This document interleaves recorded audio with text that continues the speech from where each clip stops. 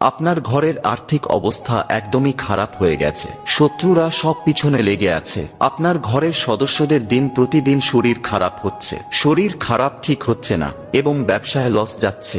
ঘরে একে অপরের সাথে তালমিল ঠিক হচ্ছে না। এরকমটা যদি আপনার সাথেও ঘটে থাকে তাহলে শনিবার দিন করুন এই প্রতিকার। 2 দিনের মধ্যেই এর ফলাফল আপনি দেখতে পাবেন।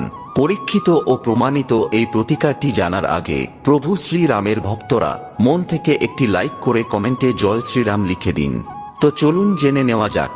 4টি লাল শুকনো লঙ্কা, কিছুটা হলদে সর্ষে এবং 1 চামচ লবণ নিয়ে একত্রিত করে কাপড়ের একটি পুঁটলি তৈরি করুন।